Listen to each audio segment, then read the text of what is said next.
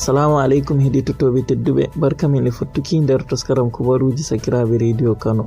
Hande alarba 19 abre lewru go'abru hitande 2022 foti bo e 16 abre lewru sappordurajibi hitande 1443. On jaɓɓama sanne nder kubaruji men hande, jangano on ɗi Hamid Muhammad Jaɓɓule. Horejo leydi Najeriya Muhammadu Buhari andini hoynuki coggu marori ɓawo wanginki joɓe maari to Abuja lamorde leydi ndin Kenya Salasa. Coggu marori ɓeydi towuki sanne gila lewru 8 hitande 2019 ɓawo gomnati mobgal leydi maɓɓi keeri leydi Najeriya ɗin gam haɗuki nastinoyki ndi gila goɗɗe leyɗe. Gomnati andini jabrude ɗen no sembiɗina kuuɗe ndemdi wala ma ba marori e ma bo hoyna nastinki kuje goɗɗe kaɗaɗe nastuki nder leydi Najeriya ndin. Jowe marori ɗen kanje 13 woɗe fu e mari sakuji million 1 ɗum taskaram hawtande e saggordu mawndu ndu CBN wiyete Anko Brewers Programme puɗɗaka gila hitande 2015 gam sembiɗinki ndemri e durgol. Nder taskaram wanginki marori ndin Muhammadu Buhari nder humtogon o tabbitini ka coggu marori hoytay sanne nder balɗe ɗe. Majalisaɓe leydi Najeriya ngayli didagol cuɓi jam'iyaji leydi ndin dow jam'iya fu e mari bawɗe naftirki none cuɓiɗi ɓe marani haaje hutinirki nder cuɓi arandeji ɗi jam'iyaji ɗin gaɗata ngam wurtinki darantoɗoɓe cuɓi koroje laamu. Ɗi mbawai naftirki cuɓi neɗɗo ɓawo neɗɗo ma bo nder narrotiral hakkunde darantoɓe cuɓi ɗin, bana non no kawral majalisaɓe luto en e man majalisaɓe dotti en ɓe gerdotiri na banane no laati cuɓol tokkitaki tan jam'iyaji ɗin marani bawɗe. To majalisa dotti en ni seneta Yahaya Abdullahi waddika, nden honorable Abubakar Fulata bo waddika to majalisa luto en kan sabi ɓe tabbitini didagol ngol. Kaka wari ɓawo nde horejo leydi Muhammadu Buhari sali wattanki didagol cuɓigol ɓe gaddannomo o ɗaɓɓiti ɓe gaylagol, nden hande alarba ɓe gayligol ɓe lornanimo gam o wattanagol jungo ngol laato didagol. Ɓawo jonde maɓɓe nde hande alarba to majalisaɓe ɓen fu gerdanika. Horejo majalisa luten Femi Bajabiya Mila ɗaɓɓiti dow ɗereji seedaran mako timminki jangirde ɗi ardotoɗo leydi ema lutoɓe tefoɓe ardungal gayle gila seedaran mako jangirle sakandire yaki bu jangirde yeeso sakandire. Ardiɗo majalisaru ndu wanginika nder koɗɗol fukaraɓe jami'are to diwal Legas gol 50 o ɓeydi wiki ɓeyduki seedaran mako timminki jangirde yaki de yeeso sakandire wallay sanne dow woɗɗinki wakkere siyasa ema wakkere laamu nder leydi Najeriya ndin.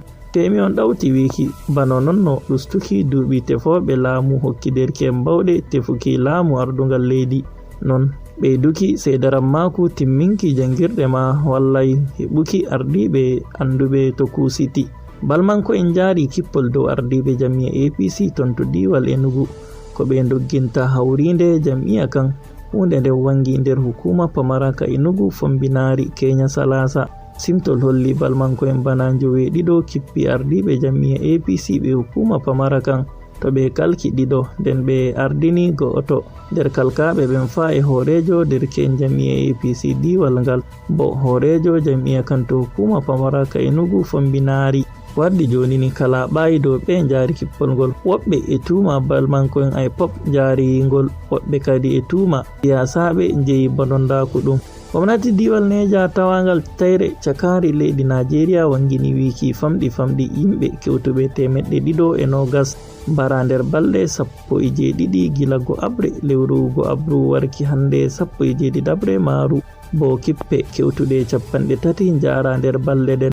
Gwamnajo diwal ngal Abubakar Sani Bello kan wangini ka ɓawo o yirlake horejo leydi Najeriya Muhammadu Buhari Kenya Salasa to wi nder mbaraɓe ɓen ha itaɗiɓe 20 ema yan sa kai 300 nden bo balmanko en ɓen gujji yimɓe kewtuɓe 200 fu nder balɗe ɗen. Boliɗo gwamnajo kolli nonno soyde rento nyaɗiri sabu balmanko en jaroɓe kippol halka yimɓe nden gujja woɓɓe gam coftari nder diwal ngal. Kono laati nyande altine salinde gwamnati mobgal leydi Najeriya teggi ayagal taadiɓe soje en sembitngal ngam hunuki balmanko en malli bodondaku. Kubaruji gila leydi Sifaniya tabbitini wiki neɗɗo mo ɗum tumata e nder ɓurɓe neɓuki nder windere maynama hande emo mari duuɓi 113. Saturniko Garcia pilaynoɗo filu lotuki paɗe tawaɗo diwal Lyon nder leydi Sifaniya dañama nder hitande 1994. O bo ɗaɓɓitino o lutana leydi makko nder konu darnde makko tarde Garcia on ƴama sabu sabbire makko nder windere sarde nde o waɗi humto hewtuki duuɓi 113 nder lewru salindu. O jaabi woni kanko o toñatako nden bo o yalɗinirta humto ngo humpitaka hakko o nawne ma bo o mbare. Kerol kubaruji men ɗi hande alarba ñande jumɓare, to Allah jaɓi min co'oyto e goɗɗi on gettama sanne e heɗitaki. On mbawai tokkon jayjayɗe amin ɗe Facebook, Telegram e Twitter ema Instagram @sakiraɓe media. Non ma on mbawai binda ɗon min dow email amin sakiraɓemedia@gmail.com. ɗo ɗande hudidiraɓe am Surajo Tete, Nasi Yusuf, Usman Ismail Palaka, Yunusa Abubakar Kanaji. Min janganɗon kubaruji ɗin hande. Hamid Mohammad Jaɓɓole wiyata on siwte jam, on jarama.